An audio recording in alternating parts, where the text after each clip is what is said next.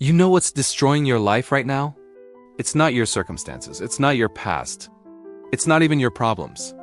It's your mind. Your mind is running wild like a drunk driver behind the wheel, and you're sitting in the passenger seat pretending everything's fine. You wake up thinking about everything that went wrong yesterday. You go to work replaying conversations from 3 years ago. You lie in bed at night creating disasters that haven't even happened yet.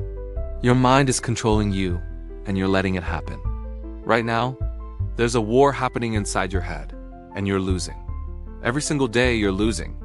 Your thoughts are sabotaging your success. Your mental loops are stealing your peace. Your anxiety is destroying your relationships. And the worst part? You think this is normal. You think everyone lives like this, controlled by their thoughts, hijacked by their emotions, prisoners in their own heads. But they don't. The people winning in life, they learn one critical skill that you're missing. They learn to control their mind instead of being controlled by it. Today, everything changes. Today, you learn how to take back control. Today, you stop being a slave to your thoughts and become the master of your mind. Let me tell you what's really happening in your head right now. You wake up, and within 30 seconds, your mind is already running a horror movie. I have so much to do. I'm so tired. I don't want to deal with that person today. Why is my life like this? And you believe every single thought like it's the gospel truth. You don't question it. You don't challenge it. You just accept it and let it set the tone for your entire day. By 9 a.m., you're already defeated. By noon, you're already drained. By evening, you're already planning tomorrow's anxiety. This is the cycle, and it's killing you slowly. Here's what you don't understand. Your mind is not your friend right now. It's been programmed by your past, your fears, your failures, and your worst experiences. It's running on old software, outdated programming, corrupted files. Think about it like this. Your mind is like a garden, but you haven't been gardening. You've been letting weeds grow everywhere. Negative thoughts, limiting beliefs, toxic patterns. And now your garden is so overgrown with weeds that you can't even see the soil anymore. You can't grow anything beautiful because the weeds are choking everything out. Every dream you have, strangled by the weeds of doubt. Every goal you set, killed by the weeds of fear. Every opportunity that comes, missed because your mind is too busy managing the chaos. The stakes here are everything. If you don't learn to control your mind, you will never control your life. You'll be 40, 50, 60 years old, still fighting the same mental battles, still replaying the same negative loops, still wondering why nothing ever changes.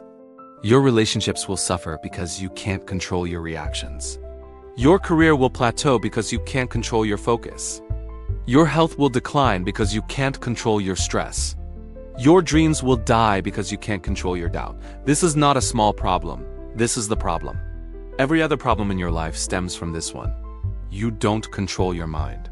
But today, that ends. Lesson 1. Your thoughts are not facts. Here's what you need to understand right now. Just because you think something doesn't make it true, you think you're not good enough? That's not a fact. That's a thought. You think you're going to fail? That's not a prophecy. That's a thought. You think people don't like you? That's not reality. That's a thought. But you've been treating your thoughts like they're absolute truth, like they're carved in stone, like they're messages from the universe. They're not, they're just mental noise. Random firing of neurons. Old programming running in the background. And you've been obeying them like they're commands from a general. Stop it. Your thoughts are not your master. They're just thoughts. Let me tell you about Marcus.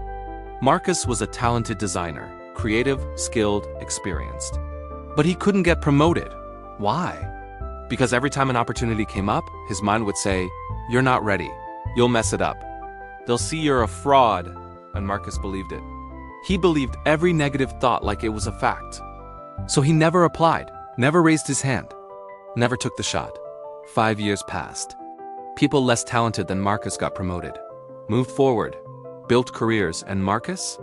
Still stuck, still listening to his thoughts like they were the voice of God. Then one day, his mentor asked him a simple question. What if those thoughts are wrong? Marcus froze. He'd never questioned his thoughts before. He just accepted them as truth. That question changed everything. Marcus started challenging his thoughts. When his mind said, "You can't," he asked, "Why not? Where's the evidence?" When his mind said, "You'll fail," he asked, "How do you know?" You can't predict the future. Within 6 months, Marcus applied for a senior position. He got it, not because his thoughts changed, but because he stopped treating his thoughts as facts. Here's what you do starting right now. Step 1. Catch the thought. When a negative thought appears, pause. Don't react, just notice it. Step 2. Label it. Say to yourself, that's just a thought. Say it out loud if you have to. Step 3. Question it. Ask, is this actually true? Or is this fear talking? Step 4. Replace it. Choose a different thought. Something neutral or positive. Example, thought, I'm going to mess this up. Label, that's just my anxiety talking. Question, have I messed up every single thing I've ever done? No. Replace, I'm prepared. I'll do my best. Do this every single time a negative thought appears. Your mind will fight you at first. It's used to running the show, but you're the boss now, not your thoughts. Lesson 2. Control your focus, control your reality. Your life is a reflection of what you focus on. If you focus on problems, you'll see problems everywhere. If you focus on opportunities, you'll see opportunities everywhere. It's not magic. It's neuroscience. Your brain has something called the reticular activating system. It filters reality based on what you tell it is important. Right now, you've trained your brain to focus on everything that's wrong, everything that could go wrong, everything that went wrong before, and surprise, that's all you see. Your reality is shaped by your focus, and your focus is out of control. Sarah was drowning in stress. Her job was demanding. Her relationship was rocky. Her finances were tight. Every morning, she'd wake up and immediately think about all 47 things that were wrong in her life. By the time she got to work, she was already exhausted. She complained to coworkers, vent to friends, doom scroll at night. Her entire focus was on what wasn't working. And guess what happened? Nothing got better. In fact, things got worse. Her relationship ended because she couldn't stop focusing on what was wrong. Her career stalled because she couldn't see opportunities, only obstacles. Her health declined because stress was literally eating her alive. Then Sarah's therapist gave her a challenge. For 30 days, only focus on what you can control. Sarah laughed. That's not going to fix my problems, but she tried it anyway. Every time her mind wandered to problems, she'd redirect to solutions. Every time she started complaining, she'd stop and find one thing that was working. Every time she felt overwhelmed, she'd focus on the next smallest step. After 30 days, Sarah's life didn't magically transform. But she did. She realized she'd been wasting 90% of her mental energy on things she couldn't control. And when she redirected that energy to what she could control, everything shifted. She got a better job, started a new relationship, improved her health, not because her circumstances changed first, but because her focus changed first. Here's your focus protocol. Step 1. Every morning, write down 3 things you can control today. Just 3.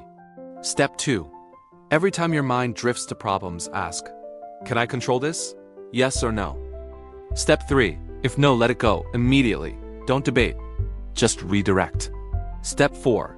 If yes, take action, even the smallest step. Do something.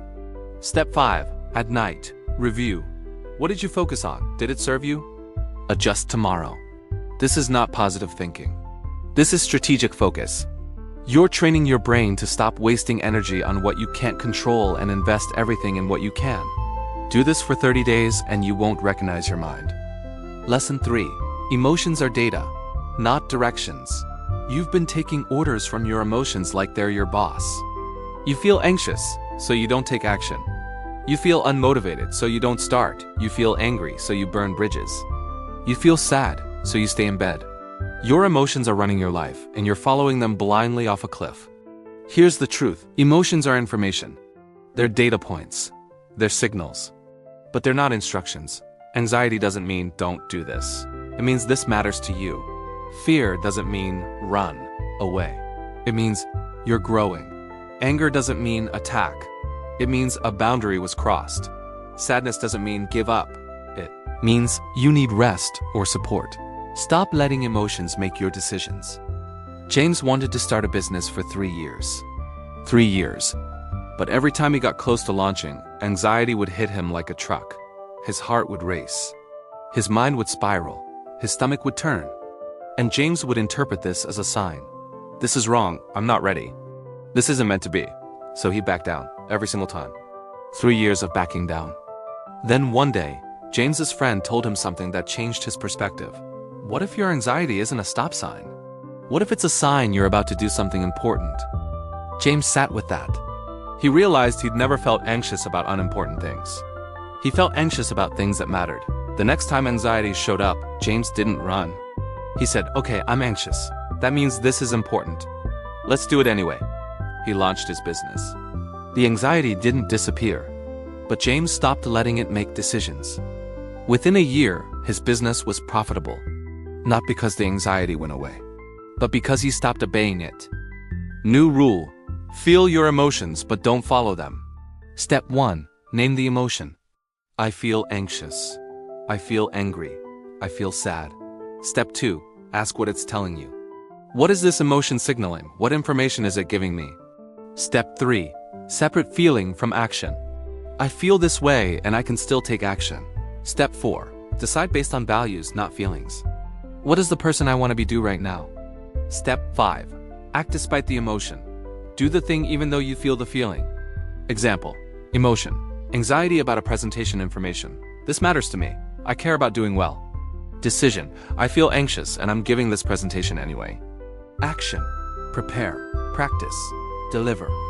Your emotions don't get to vote on your actions anymore. You do. Lesson 4. Practice mental hygiene daily. You brush your teeth every day, right? You shower. You change clothes. You clean your space. But when was the last time you cleaned your mind? Your mind is filled with mental trash. Negative self-talk, toxic memories on repeat, other people's opinions, worst-case scenarios, regrets and resentments. And you wonder why you feel heavy, why you can't focus, why you're always tired. It's because you're carrying around mental garbage. You need mental hygiene daily, not when things get bad, not when you have a breakdown. Daily. Lisa was a high performer. Successful career, great family, busy life, but she was collapsing under the weight of her own mind. She couldn't sleep, couldn't relax, couldn't enjoy anything. Her mind was a 24/7 news channel of stress, worry, and catastrophe. Her doctor told her she was heading for burnout. Maybe worse. Lisa tried meditation apps. They didn't stick. She tried therapy. It helped, but she needed something daily. Then she created her own mental hygiene routine. Every morning, 5 minutes of intentional breathing. No phone, just breathe. Every afternoon, 10-minute walk, no headphones, just observation. Every evening, write down 3 thoughts she needed to release. That's it. 15 to 20 minutes total. Within 2 weeks, Lisa noticed a difference. Her mind felt clearer, quieter, more spacious. Within a month, she was sleeping better, handling stress better, enjoying life better. Not because her life got easier, but because she started cleaning her mind every single day. Your mental hygiene routine starts today. Morning, 5 minutes. Sit quietly, breathe deeply, set one intention for the day. Midday, 5 to 10 minutes. Step away from screens, walk or stretch. Observe your surroundings without judgment. Evening, 5 to 10 minutes. Write down 3 things. 1 win from today. 1 thought you're releasing. 1 thing you're grateful for. That's your baseline. 15 to 20 minutes of mental hygiene. Non-negotiable. You have time. You're just not prioritizing it. Your mind is your most valuable asset. Start treating it that way. Lesson 5. Break the rumination loop. You're stuck in a mental prison of your own creation. You replay the same conversations. You rehash the same mistakes. You relive the same embarrassments over and over and over. It's called rumination, and it's destroying you. You think you're processing or reflecting. You're not. You're just torturing yourself with reruns of a show that's already over. That conversation from last week? Can't change it. That mistake from last year? Can't undo it. That embarrassing moment from high school? Can't erase it. But you keep going back. Keep pressing replay. Keep living in the past. And every time you do, you're training your brain to stay stuck. David couldn't let go of a business deal that went wrong. He'd invested time, money, and energy, and it failed. Every day for 6 months, David replayed it in his mind. What if I'd done this differently? Why didn't I see the warning signs? I'm such an idiot, over and over. His wife would talk to him. He wasn't listening. He was replaying the deal. His kids would play. He wasn't present. He was replaying the deal. New opportunities came. He didn't see them. He was replaying the deal. 6 months of his life, gone, wasted, stuck in rumination. Then his business partner confronted him. David, you can review it or you can ruminate. One moves you forward, one keeps you stuck. Which are you doing? David realized he'd reviewed the situation in the first week. He'd learned the lessons. He knew what to do differently. But for 5.5 months after that, he'd just been torturing himself. He made a decision that day. I'm done. This chapter is closed. He wrote down the lessons learned, then literally closed the notebook.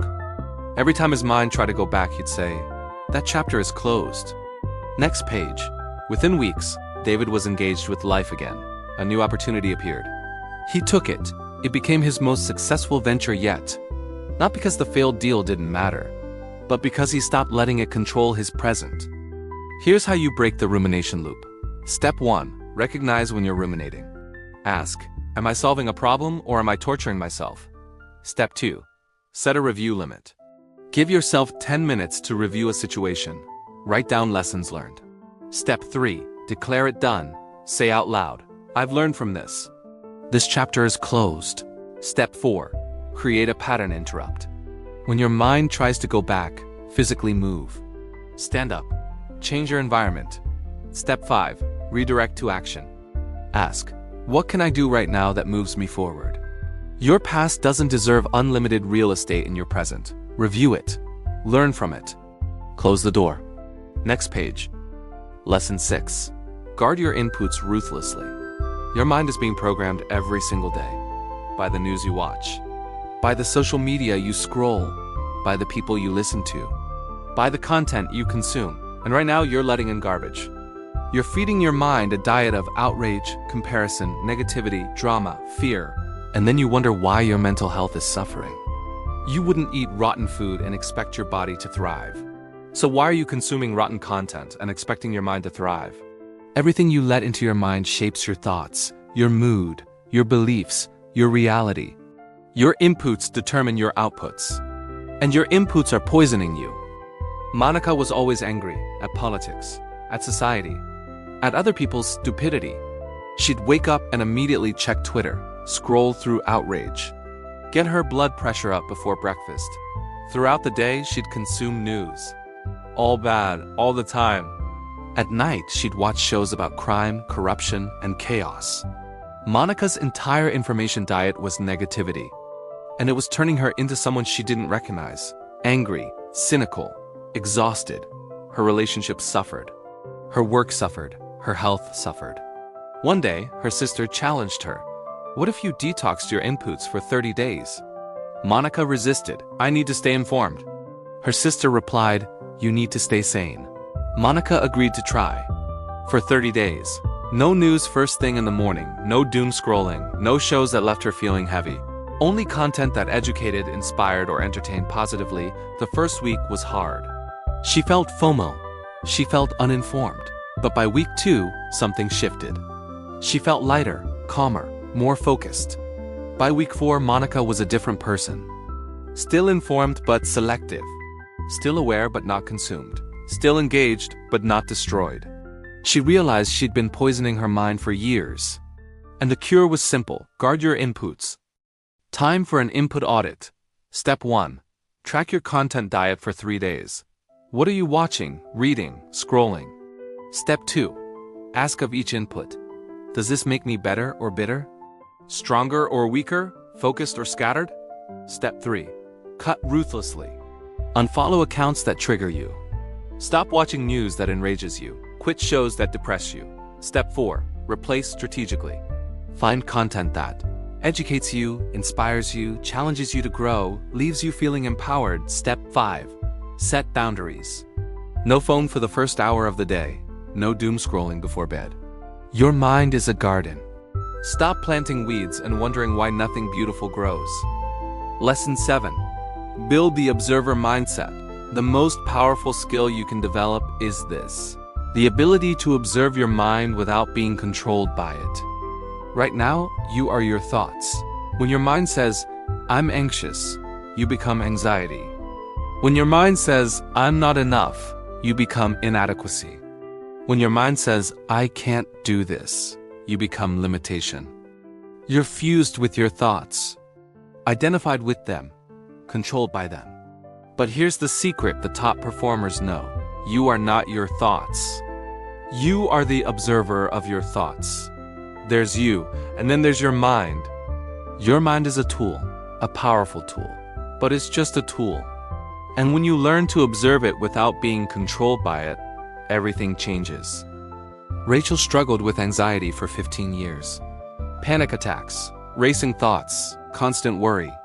She tried everything: medication, therapy, self-help books. Some things helped, but nothing freed her. Then she learned about metacognition, thinking about thinking. Her therapist taught her to observe her thoughts like clouds passing in the sky, not to stop them, not to fight them, just to observe them. When anxiety appeared, instead of saying, I am anxious, Rachel learned to say, I notice anxiety is present. That small shift created massive space. I am anxious meant she was the anxiety, fused with it, controlled by it. I notice anxiety is present meant she was observing it, separate from it, not controlled by it. Rachel practiced this every day, observing her thoughts without judgment, noticing patterns without identifying with them, watching her mind like she was watching weather. Over time, her relationship with anxiety completely transformed. The anxiety didn't disappear, but Rachel was no longer imprisoned by it. She could observe it, understand it, and choose her response. She was finally free. Build your observer mindset starting now. Step 1. Practice the language shift. Replace I am emotion with I notice thought is present. Step 2. Create observation moments. Several times a day, pause and ask, what is my mind doing right now? Step 3. Name without judgment. My mind is worrying. My mind is planning. My mind is remembering. No good or bad. Just observation. Step 4. Visualize separation. Imagine your thoughts as clouds, a river, or cars passing by. You're watching them, not writing them. Step 5. Practice daily meditation.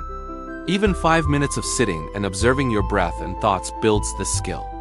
This is the highest level of mind control, not forcing your mind to be different, but observing it with enough clarity that you're no longer controlled by it. You are not your thoughts. You are the consciousness observing your thoughts. Never forget that. Listen to me right now. Your future self is watching you at this exact moment. The version of you from 5 years in the future, and that version is begging you to start today. Not tomorrow, not next week, not when you feel ready. Today.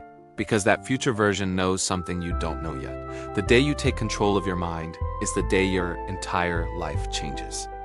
Everything you want, the success, the peace, the relationships, the confidence, the joy, it's all waiting on the other side of mental mastery. But you have to cross the bridge. You have to stop being a passenger in your own mind and become the driver.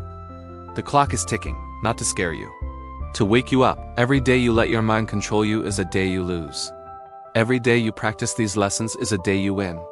The choice is yours, but your future self is begging you. Choose yourself, choose growth, choose mastery. Start today, right now, this moment. If this message hit you, if something inside you shifted, here's what you do. First, subscribe to this channel right now. We're building an army of people who refuse to be controlled by their minds. Join us. Second, comment below with one word: control. That's it, just that one word. It's your commitment, your declaration, your line in the sand. Third, choose one lesson from today, just one, and implement it for the next 7 days. Not all 7, just one. Master it. Here's the truth they don't want you to know. You are more powerful than you've been taught to believe. Your mind is not your enemy, it's your greatest weapon, but only if you learn to control it. The people who win in life aren't smarter than you. They aren't luckier than you. They just learned to master the 6 inches between their ears, and now you know how. So what are you going to do? Are you going to keep letting your mind run wild, destroying your peace, killing your dreams, stealing your life, or are you going to take back control? The answer determines everything: your success, your happiness, your future. It's time to stop thinking about it. Time to stop waiting for permission. Time to stop being controlled. Take control of your mind. Take control of your life. Starting right now, I'll see you in the next video. Now go dominate.